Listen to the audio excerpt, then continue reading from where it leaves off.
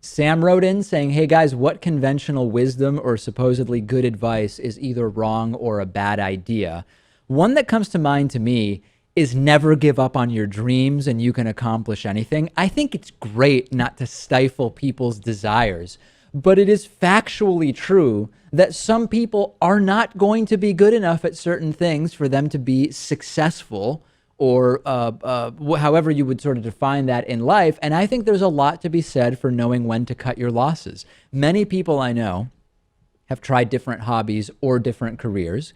Some of them they were initially not good at, and they were able to sort of persevere and become better. And sometimes people say, you know what? I thought that I could be good at that. I thought it would be for me, but I realized it wasn't. And I don't think there's any shame in cutting your losses at a certain point. Sometimes, it's very romanticized, never give up on your dreams, but I don't think that that's particularly good advice in all cases. Agreed. You have to be realistic sometimes. And yeah, that's a good example. I guess I just agree. Don't sugarcoat everything, and don't tell people to do things they can't do. They can do other things and still be happy and successful. How about the one that starts very young with some kids? Nobody likes a tattletale, and that gets into older people as don't snitch. You really shouldn't ever snitch. This really just makes absolutely no sense to me. And I'm not advocating going around in this sort of mass constant reporting and I don't know, whatever caricature somebody might assume I'm referring to. But the concept that you should never report misbehavior because there's something sort of socially or morally wrong with that, I don't understand how you can build any case supporting that idea. Yes, in some circles, that type of mentality is far more common. The funny thing is, though, when you get down to it and you're dealing with the police and you're in a bad situation, anybody will snitch if it means that their sentence will be lighter. Many will.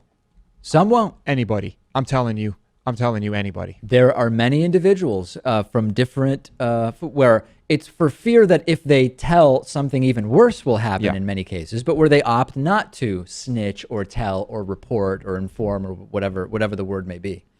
We're talking about a very small percentage of people here. Yes, we are. Right? Or the police just didn't offer them a sweet enough deal. That always, everybody has a price is sort of what you're suggesting? Yeah. We've talked about this one before. Clean your plate. Eat everything that's on your plate. Well, what if there's way too much on my plate and I'm going to become obese by eating everything that somebody else is placing on my plate? We don't have to go into it. 2,000 calories on my plate. Yeah, we don't have to go into that one in detail. I think it's pretty obvious. And then lastly, it's everything happens for a reason. It's not really advice.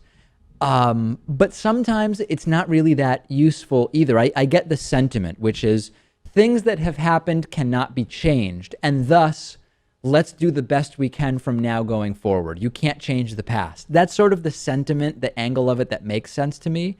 But the everything happens for a reason to me sometimes seems like you're sort of saying, hey, we don't even have free will. It all happens for a particular reason in the sense that there was a specific purpose for it. And yeah, I get it. Sometimes it can be useful to sort of be able to rationalize bad things and say, I'm going to learn something from this.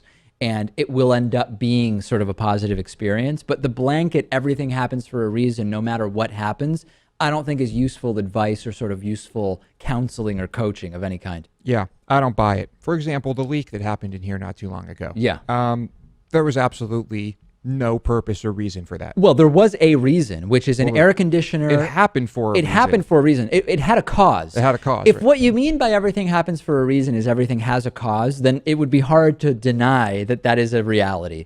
But if the idea is there is some greater good that will come from everything, or some outcome that, yeah, I don't know I don't know what it serves other than it's sort of like the religious point of view of exactly the God same. works in mysterious ways. There's a plan for everybody. All right, I can see how in some cases it might be sort of soothing, but I don't know that it's particularly useful on balance. I think there's probably better things that can be said. Send me your thoughts on this. Thanks to everybody for their questions. We have a great bonus show today. Sign up and get instant access at davidpakman.com/membership.